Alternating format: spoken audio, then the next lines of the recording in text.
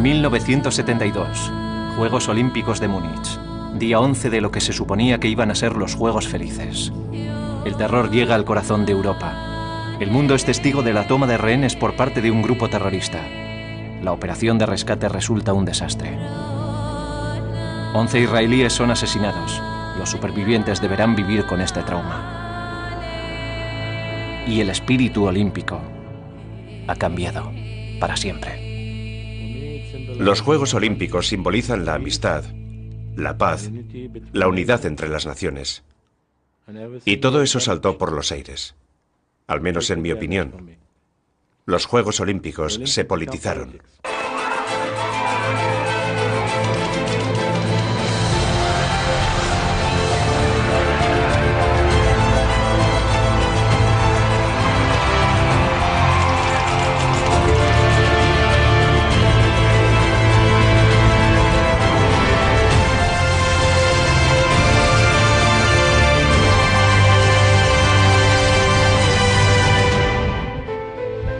Sobreviví a Múnich 72. Febrero de 2012. Los antiguos héroes olímpicos de Israel se embarcan en un viaje. No son muchos quienes lo reconocen hoy, a pesar de que los atentados terroristas han dejado cicatrices profundas en el alma del país. El equipo olímpico vuelve a reunirse 4 décadas después de la tragedia del 11º día de los Juegos de Múnich. Durante todos estos años apenas han hablado entre ellos de lo ocurrido. Pero Múnich perdura en sus corazones.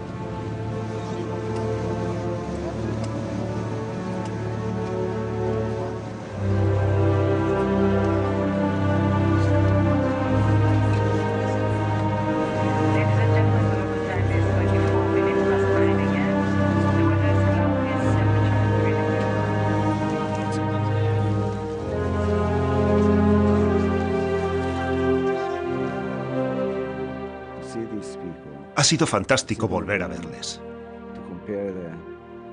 Comparar sus rostros actuales con sus rasgos faciales de entonces y sus cuerpos más pesados de ahora con la versión atlética que recuerdo de ellos. ¿Tú eres Henry? ¿Qué te cuentas, viejo amigo? ¿Te has visto en el espejo? Hola, Henry. ¿Cómo estás?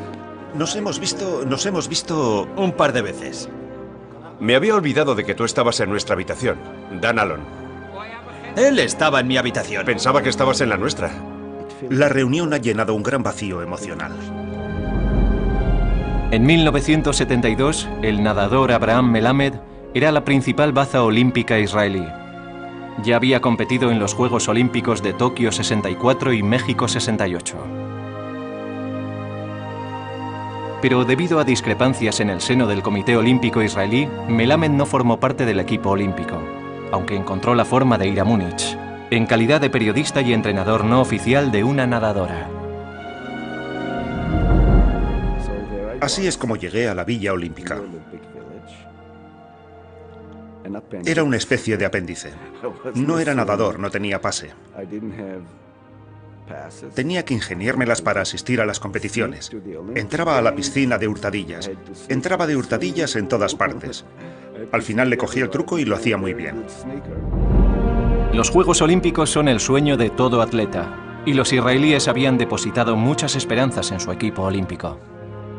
Recuerdo cuando en las entrevistas para la radio y la televisión israelíes, los periodistas me preguntaban cuál era mi objetivo, llegar a la final, a la semifinal, a los cuartos de final. Yo les decía que había ido a dar lo mejor de mí mismo. No podía prometer nada. Era feliz estando allí.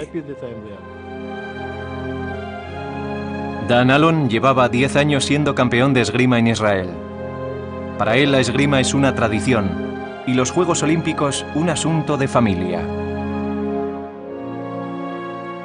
El sueño de mi padre era participar en unos Juegos Olímpicos. Y como él no lo consiguió, me prometí a mí mismo participar en unos Juegos. Saúl Ladani, un profesor universitario de 36 años, era uno de los atletas más conocidos de Israel y uno de los mejores marchadores del mundo. De niño había sobrevivido al Holocausto y sentía que tenía una misión que cumplir en Múnich. Yo sabía lo que habían sufrido en Bergen-Belsen. Sabía que cuando Eichmann llegó a Hungría, su policía detuvo a mis abuelos y a 2 primos míos que murieron asesinados en Auschwitz. Sabía que yo era un representante de Israel y quería demostrar que estábamos allí. Los judíos, los israelíes, habíamos ido a suelo alemán llenos de orgullo. Quería demostrar que los judíos no éramos como nos había descrito la propaganda nazi.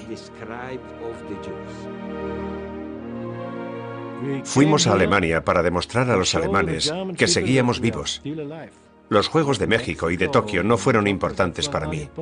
Los atletas judíos de Israel volvían a Alemania. Los 2 tiradores olímpicos del equipo israelí, Henry Herskovits y Selig Storch, disfrutan del ambiente que se respira en Múnich. Selig opina que Alemania se ha convertido en un país normal. Saltaba a la vista que era un país completamente distinto. No quedaba nada de la Alemania del pasado. Eran unos Juegos Olímpicos más. Múnich en todo su esplendor. La danza tradicional bávara Supplater, representada para una audiencia mundial. 121 países. 7.134 atletas. Un espectáculo único.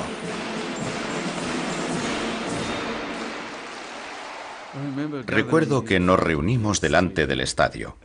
Todos éramos perfectamente conscientes de que estábamos representando a Israel y de que debíamos estar a la altura.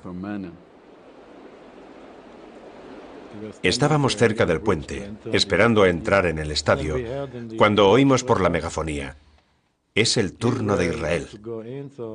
Y yo empecé a temblar. Empecé a temblar, literalmente.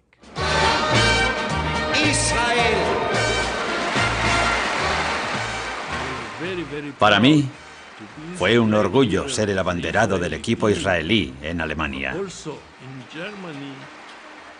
Fue un gran honor.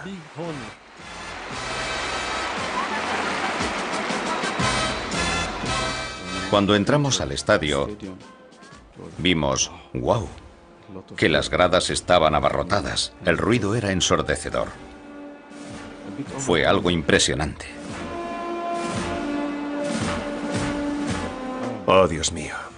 Fue algo increíble. Estaba viviendo mi sueño de participar en unos Juegos Olímpicos. Era la primera vez después del Holocausto que los israelíes desfilábamos en Alemania. Para mí fue algo impresionante. Recuerdo que yo desfilé junto a mi entrenador, André Spitzer, y estábamos llorando los dos, llorando de verdad.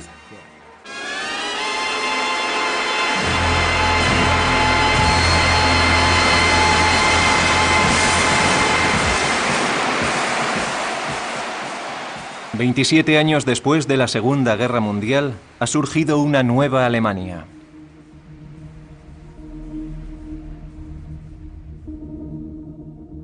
Y los Juegos Olímpicos son la ocasión perfecta para dejar atrás la terrible carga del Tercer Reich.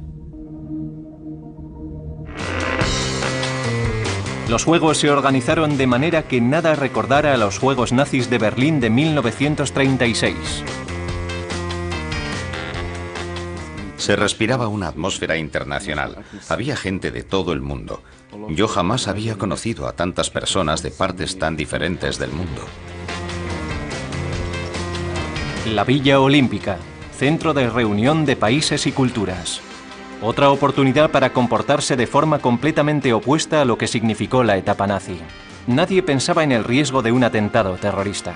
Amistad y confraternización en vez de fuertes medidas de seguridad. En la Villa Olímpica hablamos constantemente con deportistas sirios, con atletas libaneses.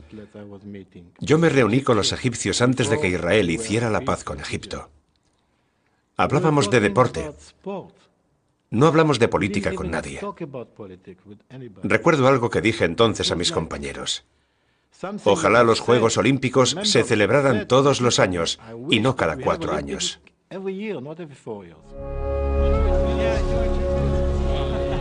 Se suponía que la familia olímpica debía mostrarse abierta y amistosa. Por eso el equipo israelí se alojaba en unos sencillos apartamentos en la calle Connolly, sin protección ni medidas de seguridad. Naturalmente la gente se hacía preguntas. Israel llevaba años en estado de guerra con sus vecinos. El terrorismo formaba parte de la vida cotidiana de los israelíes dentro y fuera de su país. Pero las autoridades israelíes y alemanas decidieron que no había ningún problema y que todo iría bien. Dan Alon, André Spitzer y yo llegamos a Múnich 2 semanas antes del inicio de los Juegos. Vinimos en tren. Cuando llegamos los tres a Múnich, fuimos a ver los apartamentos de la calle Connolly. Nos situamos delante del edificio y pudimos elegir la entrada que quisimos, porque todos los apartamentos estaban vacíos. Yo cogí mi equipaje, empecé a andar y entré en el apartamento 2, sin ni siquiera pensarlo. Fue una decisión fatal. Yehuda Weinstein vino conmigo y André Spitzer se decidió por el apartamento 1.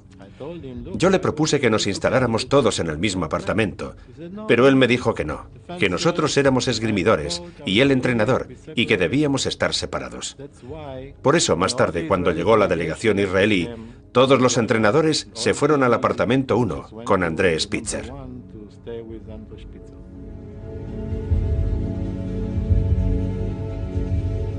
El cuartel general del equipo israelí durante los Juegos. 5 apartamentos contiguos con vistas a la calle. El número 1 lo ocupan los entrenadores y los jueces. El 2 los equipos de esgrima, tiro y otros atletas. El 3 los halterófilos y los luchadores. Y el 4 y el 5 los restantes miembros de la delegación israelí. Dan Alon estaba preocupado. Le pregunté a André Spitzer, ¿qué me dices de esto? ¿Dónde están los tíos de seguridad? No hay nadie vigilando la entrada. No te preocupes, Dani, me dijo. Puede que hayan puesto a alguien vigilando en el tejado y no podamos verlo desde aquí.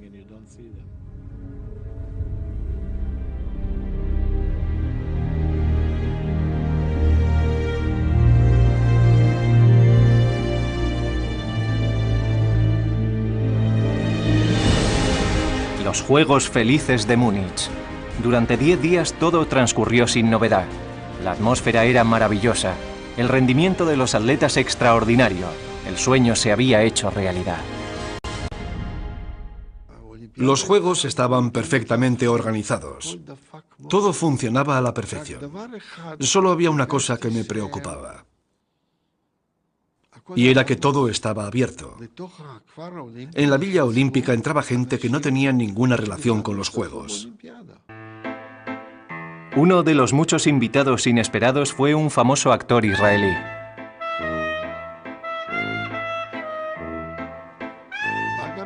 Un día se presentó en la villa el famoso actor israelí Shmuel Rodensky. Y más tarde, mis compañeros me dijeron que Rodensky nos había invitado al teatro, a una representación de El violinista en el tejado. No íbamos a ver una obra de teatro cualquiera. Íbamos a ver una obra judía. Fue interesante ver la reacción de la gente a la música judía. Y les gustó mucho. Nos trataron como invitados de honor. Nos dieron las mejores localidades. Y durante el descanso pasamos a los camerinos y nos fotografiamos con Shmuel Rodensky. 4 de septiembre de 1972. El equipo israelí lo ha pasado en grande. Esta fue la última fotografía que se sacaron juntos.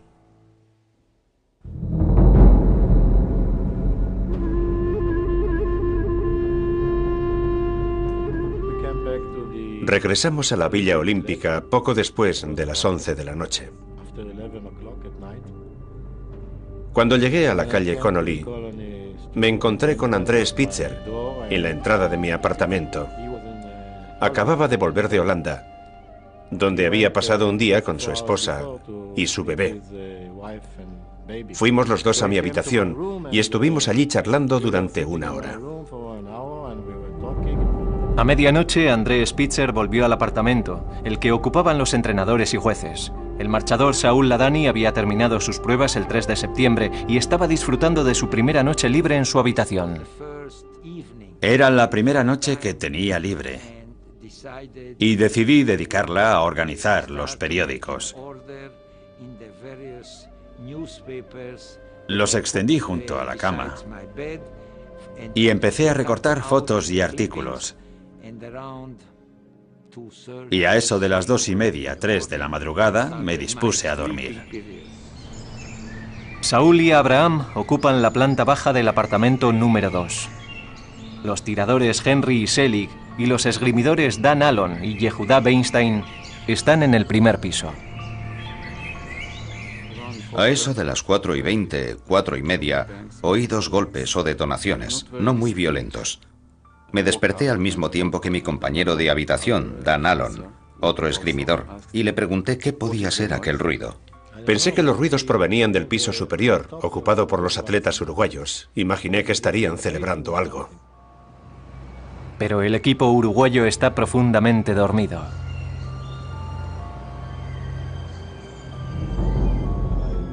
Me despertó lo que parecían ser disparos de ametralladora. Detonaciones, gritos, voces. Y luego silencio. En ese momento pasaron muchas cosas por mi cabeza. Pero principalmente pensé que aquello no podía ser lo que creía que era. E intenté volver a dormirme. Los temores de Abraham resultaron ser fundados. A las 4:30 de la mañana, un grupo de palestinos armados entró en el apartamento 1 ocupado por los entrenadores y los jueces. Inmediatamente tomaron 6 rehenes y obligaron al entrenador de lucha Moshe Weinberg, que había resultado herido en el ataque, a que les guiara hasta el resto de los israelíes. Weinberg se saltó el apartamento número 2 y les llevó al 3, el de los luchadores y levantadores de peso. Probablemente pensó que serían capaces de ofrecer más resistencia, pero no pudieron hacer nada contra los Kalashnikovs de los terroristas. Entre los atletas se encuentra Gad Sabari, que es capturado. El líder de los terroristas, conocido como Isa, cree que tiene que haber más israelíes en el resto de los apartamentos. Se presentaron en el apartamento y nos secuestraron. Entonces, Isa, el líder de los palestinos, nos siguió escaleras abajo y nos preguntó dónde estaba el resto de los israelíes. Ellos ignoraban que todo el bloque de apartamentos estaba ocupado por israelíes. Isa me obligó a salir.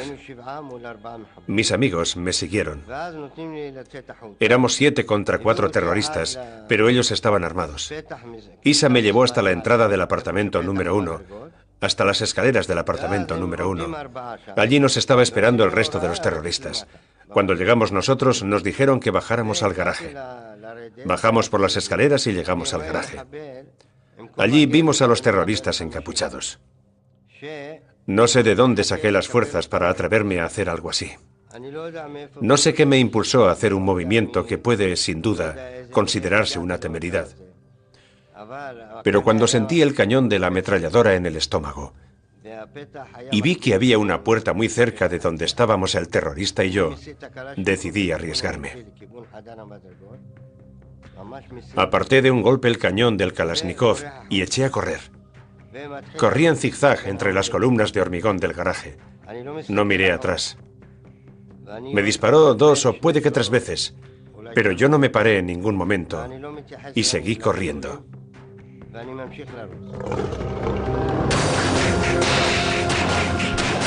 Los disparos destinados a Gad Sabari despertaron a Selig Storch, el tirador que dormía en el apartamento 2. Pensé que estaba sufriendo una pesadilla. Oí un fuerte estrépito. No sabía de dónde procedía, pero me di cuenta de que estaba ocurriendo algo fuera de lo normal.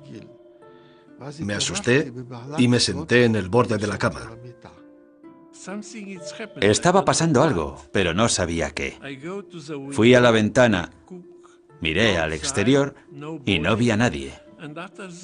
Poco después llegó un policía alemán. Solo llevaba un walkie-talkie en la mano. ¿Y vas los? Me preguntó. ¿Qué pasa? Y yo le respondí, Ich weiß nicht. No lo sé. Entonces vi a Henry junto a la cortina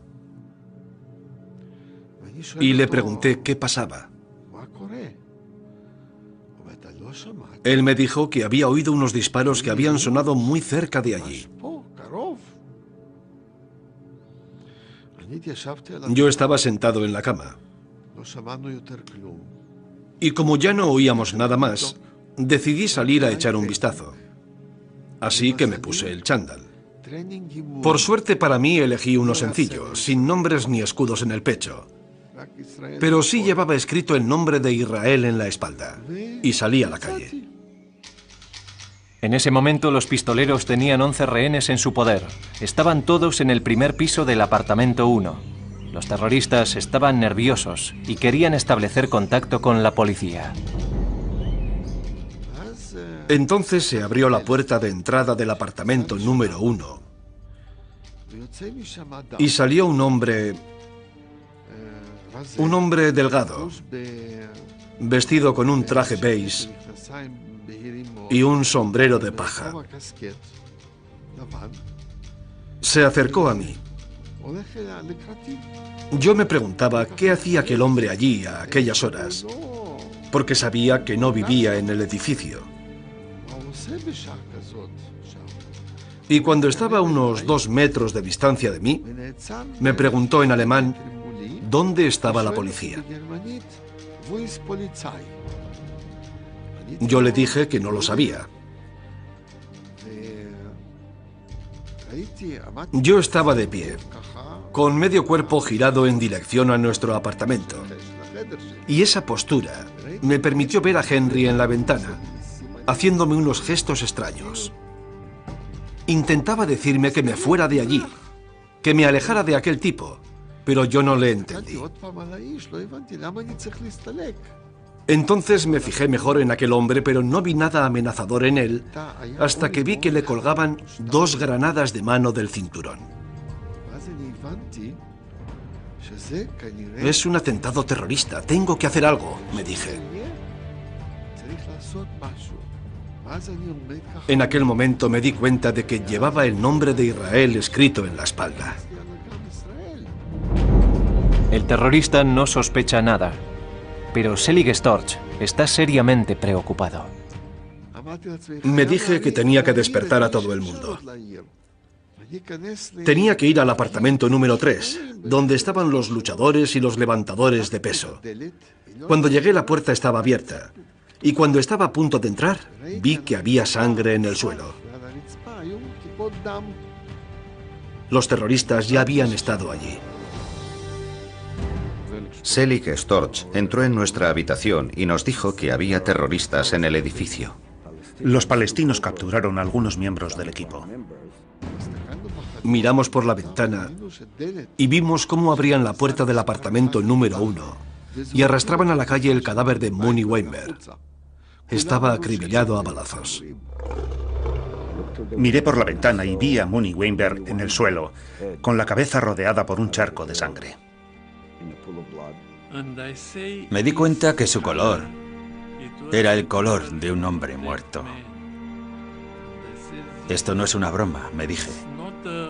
Se trata de algo muy serio.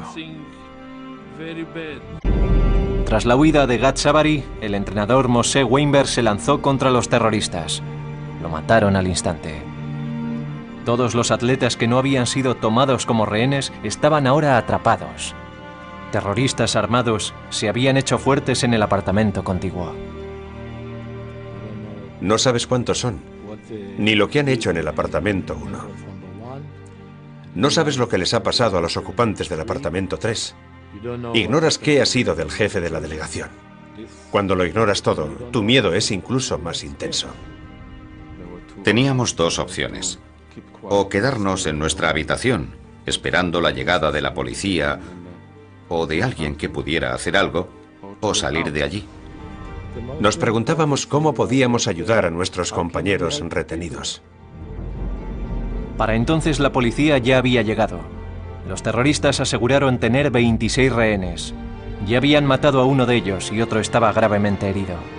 Los hombres del apartamento 2 se reunieron en la habitación de los esgrimidores del segundo piso. Desde allí podían ver lo que ocurría en la calle. Le dije a Selig Storch o a Henry Herskovich Tú tienes un arma, dispárale. No sabes cuántos son. No sabes a cuántos israelíes han capturado. Es mejor que sean otras personas quienes entren en acción. Son árabes. Puede que también intenten venir a por nosotros. Salgamos de aquí. Tomaron una decisión. La única posibilidad que tenían de escapar era a través de la puerta trasera. Solo teníamos una opción, salir corriendo. Estaban asustados. Y con razón. Puede que yo fuera demasiado joven para comprender la complejidad o las consecuencias de la situación. Les dije, escuchad, no creo que debamos quedarnos aquí. No sé qué pensáis hacer vosotros, pero yo me largo de aquí. Abraham Melamed consigue llegar hasta la policía desplegada en la zona. Saúl le sigue poco después. Yehuda, Dam, Seli y Henry no saben aún que sus compañeros de la planta baja han conseguido escapar. Y dudan. Teníamos miedo de que hubiera alguien apostado en el balcón con un rifle. Respiré hondo y salí corriendo. No hubo ningún disparo. Pasé una o dos paredes divisorias y no sucedió nada. Había llegado mi turno. Cuando me estaba acercando al césped, me detuve y me di la vuelta. Entonces vi a un hombre con el rostro cubierto en el tejado. Él me estaba mirando a mí y yo a él, pero no hizo ningún movimiento. Así que me di la vuelta y corrí hacia el lugar en el que me esperaba la policía alemana. La policía ha acordonado la calle Connolly. Isha, el líder del comando, exige la liberación de más de 200 presos de las cárceles israelíes y alemanas. El tirador Selig Storch sigue en el apartamento. Es el último israelí que queda dentro. Y entonces se le presenta su oportunidad. Isha, su líder, iba de un lado a otro constantemente, sin parar de hablar. Cargué mi arma y me dije, ahora podría matarle. El rifle no tenía mira telescópica, pero no la hubiera necesitado. Estaba a apenas 5 o 7 metros de mí. Me hubiera bastado con un disparo. Hubiera podido cambiar el curso de los acontecimientos. Desde la ventana, Selig puede oír a los terroristas negociar con las autoridades alemanas y está convencido de que llegarán a una solución pacífica, así que no dispara. Descargué el arma, me quité la chaqueta, envolví el rifle y lo escondí debajo del colchón. Selig es el último en escapar. 5 de septiembre de 1972, 11º día de los Juegos. Los Juegos Felices han terminado. La Villa Olímpica se ha convertido en zona de guerra. Desde primeras horas de la mañana, un comando de terroristas palestinos ha tomado 10 rehenes israelíes, uno de los cuales está gravemente herido. Y ya han matado a uno. 8 han conseguido escapar. Nos llevaron a la oficina principal de la entrada de la villa para practicar una investigación. Una investigación muy breve. Nadie sabía lo que estaba pasando. Se limitaron a decirnos que nos sentáramos allí. Nadie habló con nosotros. Nadie nos preguntó lo que había pasado. Creo que estaban intentando hacerse a la idea de lo ocurrido. Se mantenían expectantes. No intentaron liberar a los rehenes por la fuerza, porque no querían emprender una acción de esa naturaleza delante de miles de periodistas y cámaras de televisión. La policía no quería hacer nada que pudiera recordarle a la gente los días oscuros de la historia alemana, los días del período nazi. Los negociadores alemanes querían acelerar el desenlace e intentaron convencer a los terroristas para que se rindieran. Pero los pistoleros se mantuvieron firmes y amenazaron con empezar a matar a los rehenes. La calle Connolly de la Villa Olímpica se había convertido en centro de la atención mundial. No había ningún plan para intentar liberar por la fuerza a los rehenes. En aquel tiempo, las autoridades alemanas carecían de una unidad antiterrorista especializada.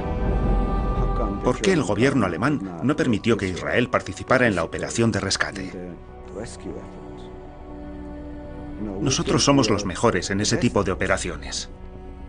Nadie tiene más experiencia que nosotros. Aquello me pareció un insulto.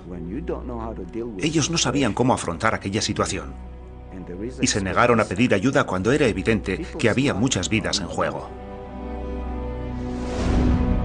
Ya se habían cometido otros atentados terroristas, secuestros de aviones, asesinatos, atentados en aeropuertos.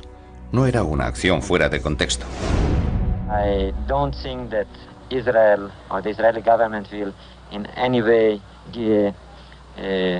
fulfill the demands of the terrorists, because by fulfilling it you do nothing else but invite new terrorist actions and new demands. A las 4 de la tarde de ese día, las competiciones olímpicas se suspendieron oficialmente. Pero la vida en otras zonas de la Villa Olímpica seguía su curso.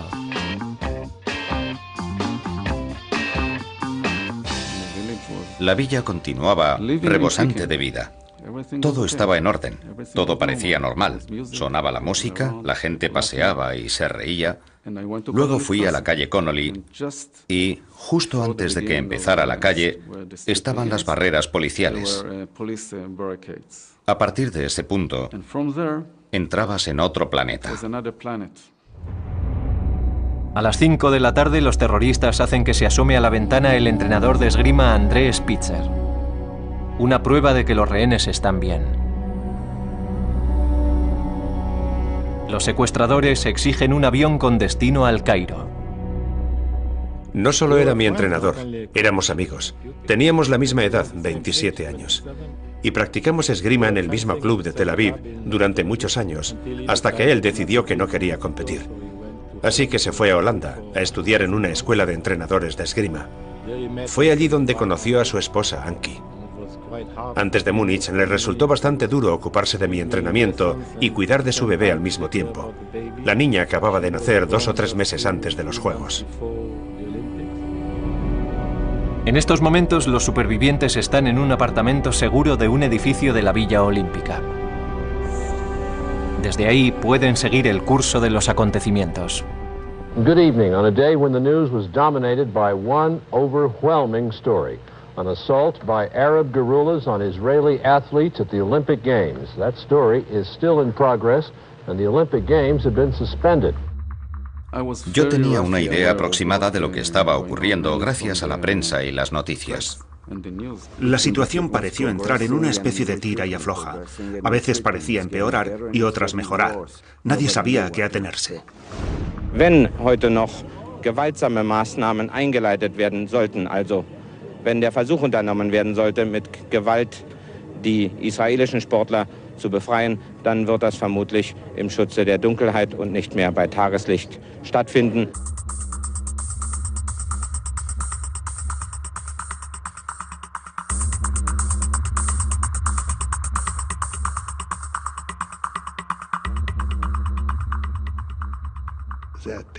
Calculo que eran las 9 o 10 de la noche cuando tuve noticia de que iban a preparar un avión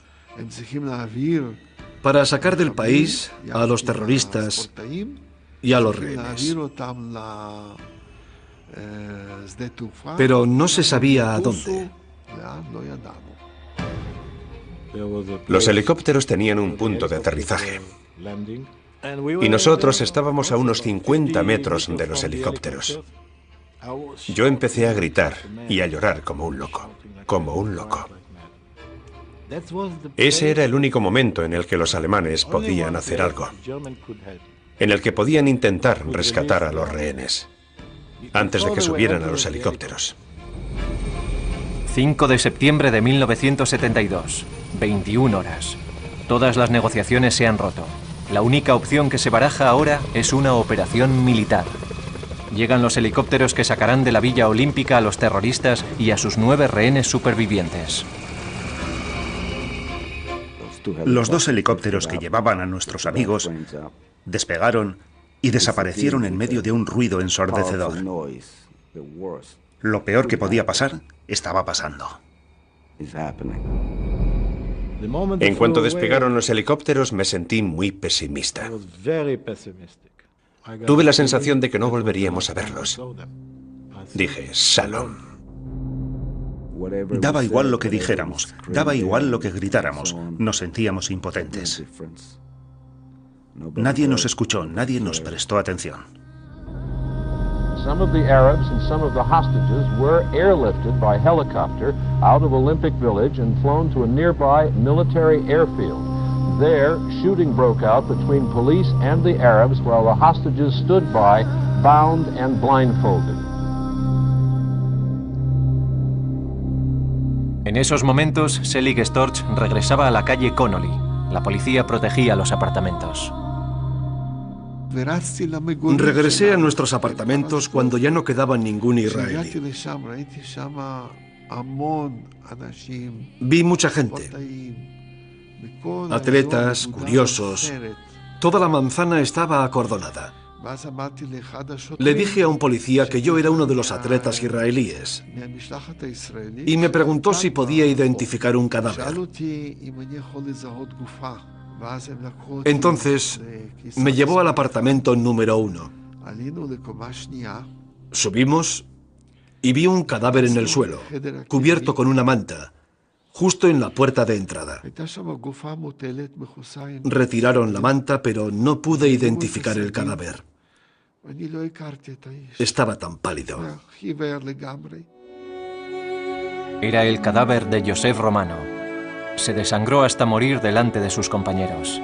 Empezaron a circular rumores sobre el resultado de la operación de rescate. We have testimony now from a police officer in Munich. As we heard, the hostages have been freed. So in the end, the police won and the terrorists lost. There will be a memorial service tomorrow in Munich at the Olympic Stadium for the 2 Israelis who lost their lives today. And after that, presumably, the Olympics will be resumed. La alegría se desbordó.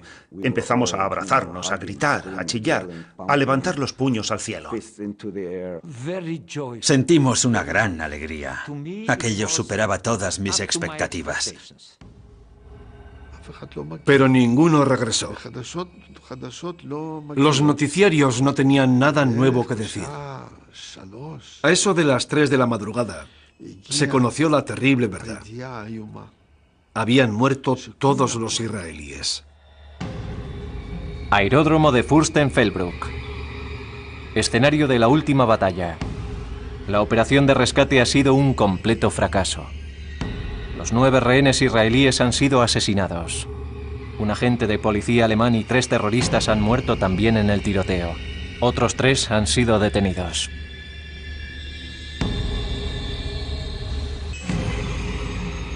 Fue un golpe muy duro, porque en ese grupo todos teníamos a alguien a quien estábamos muy unidos. This athletes' village used to be a happy place, of bright, carefree design. Today, that seemed to be lost. Athletes of the village awoke to the tragic news and found the flags of 122 participating nations had been dropped to half-staff. El inicio de aquel año había sido fantástico para mí. Yo estaba en muy buena forma. Sabía que iba a responder muy bien en la competición. Estaba muy motivado y no me había sentido mejor en mi vida, tanto física como emocionalmente. El primer golpe lo recibí cuando no formé parte del equipo israelí.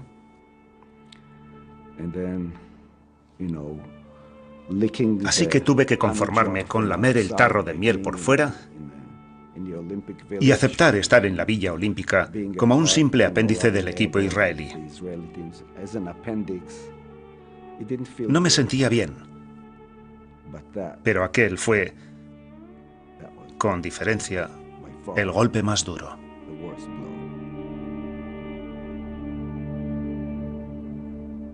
El más duro. 6 de septiembre de 1972. La calle Connolly, día 1 después de la tragedia de los rehenes. Apenas unos metros separan la vida de la muerte. Los nombres de todos los miembros del equipo israelí continúan escritos en las puertas.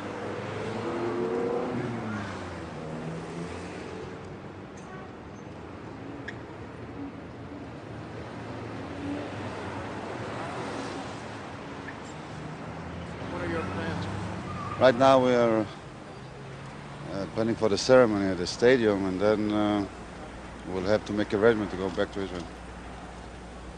What is the reaction of those who survived to last night's tragedy? Well, right now I can't say anything more. I mean, we have had enough for one night. El mismo día se celebró un servicio conmemorativo en el Estadio Olímpico en recuerdo de los atletas asesinados, al que asistieron 80.000 personas. La mayoría de los países árabes no participaron en la ceremonia. Tampoco el equipo de Alemania Oriental.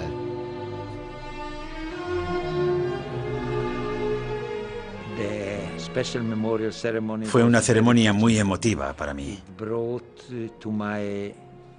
Me hizo ser plenamente consciente de que mis compañeros ya no estaban con nosotros. Y no se trataba solo de que hubieran desaparecido. Sabías que podía haberte tocado a ti o a cualquiera de los demás supervivientes. La ceremonia me hizo ser consciente de que éramos muy pocos quienes quedábamos con vida. Y de cómo la vida puede terminar de una forma tan inesperada y violenta. Nosotros estábamos vivos, pero había muchas familias que habían perdido a sus seres queridos.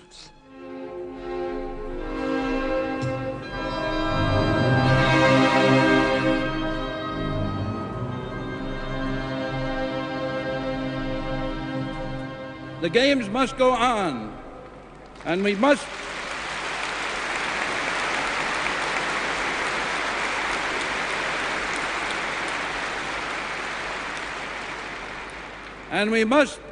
continue our efforts to keep them clean, pure and honest. Me pareció absurdo que dijera que los juegos debían continuar. Y continuaron, sí. Pero ya habían asesinado su espíritu. How do you feel about what happened last night? Very bad. Very bad, very sorry. And I have almost no words to express really the feeling of all of us. Los israelíes supervivientes esperan el avión que les llevará a casa. Su sueño olímpico ha terminado. Dan Allon tiene que regresar por última vez al apartamento número 1 para recoger las pertenencias de André Spitzer. Fui con Ankie Spitzer, que había venido expresamente desde Holanda. Nada más entrar en el edificio volví a salir y le dije a Ankie que era mejor que no subiera. Le dije que me esperara abajo y que no subiera. Dan Allon saca algunas fotografías. Es un escenario horrible.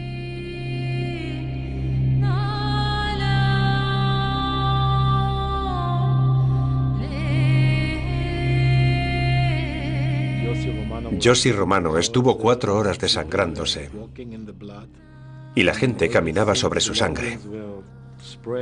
Todas las pertenencias de los atletas estaban tiradas por el suelo. Los atletas que eran padres como Yossi Romano habían comprado un montón de regalos para llevar a casa. Juegos infantiles y muñecas. Y todos los juguetes estaban manchados de sangre. Una vez más, se había derramado sangre judía en Alemania. Aeropuerto de Múnich. Este equipaje pertenece a los atletas asesinados.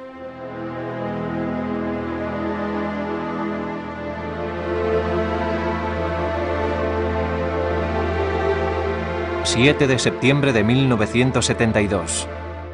El equipo israelí abandona Múnich antes de lo previsto.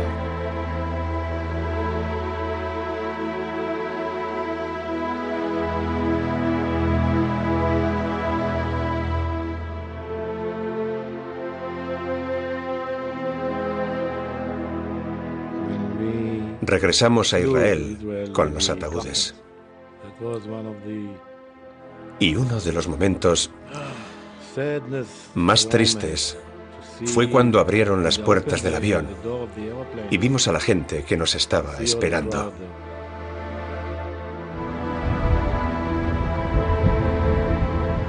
Se declaró duelo nacional en Israel. Todo el país quedó traumatizado.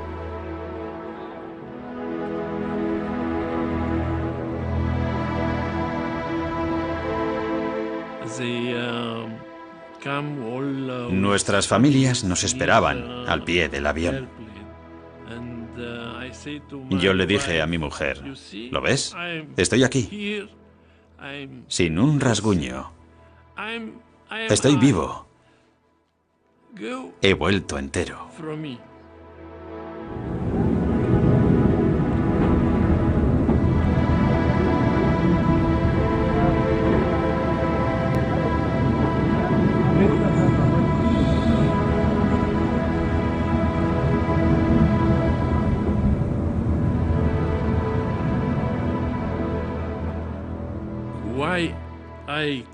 ¿Por qué yo estoy vivo?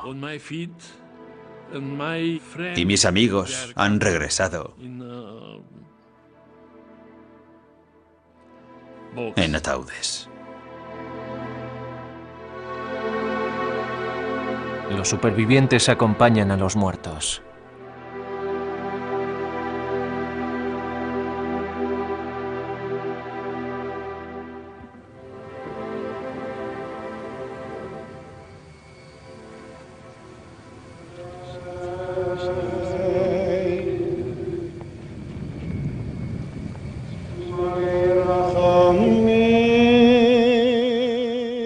El Moleh Rajamín, oración por los atletas asesinados. Dios, lleno de misericordia, que moras en las alturas, proporciónales un descanso eterno en las alas de la divina presencia.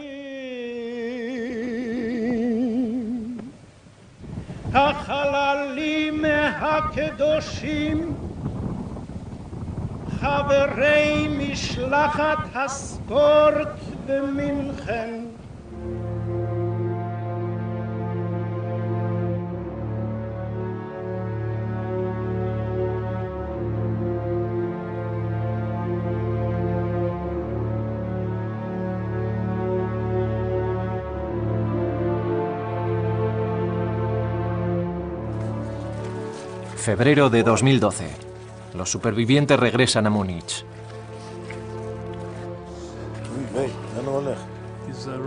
Una vez más ofrecen sus respetos a sus compañeros. Hoy hay una placa conmemorativa delante del apartamento 1. Pocas personas vienen a verla. Ahora, esta es una calle habitada por familias normales. Los recuerdos se agolpan en la mente de los exatletas.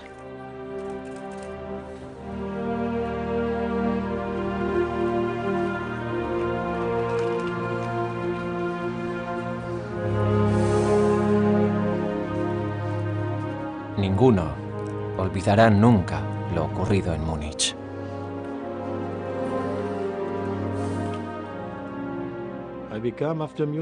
Después de Múnich, me convertí en un hombre preocupado, constantemente preocupado por el futuro. Un hombre que todo lo veía negro. Para mí ya no existía el color rosa. Y hoy sigo igual. En cuanto nos reunimos en el aeropuerto de Israel, incluso antes de subir al avión, empezamos a hablar de lo ocurrido en Múnich. Intentamos recuperar las piezas que nos faltaban para reconstruir aquella tragedia. Unas piezas que han estado perdidas durante 40 años. Eso es muy importante para nosotros. Ha sido fantástico volver a verles 40 años después. Hemos completado el círculo. Casi puedo decir que tengo la sensación de volver a estar en los Juegos Olímpicos.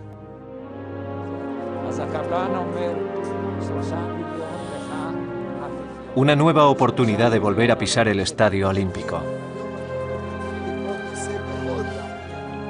igual que hace 40 años.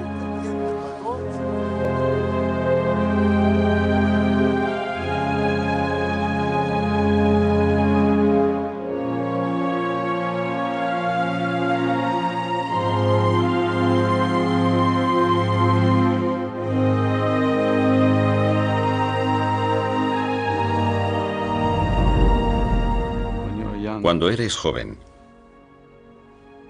no eres consciente de que la vida es tan frágil.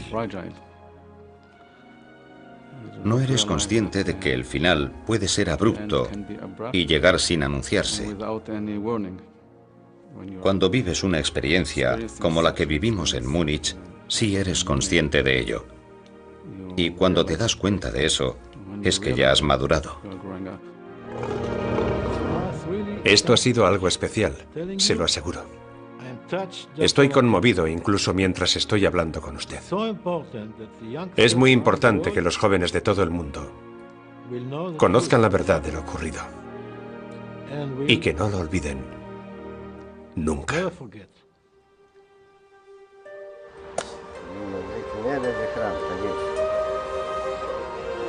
Thank you.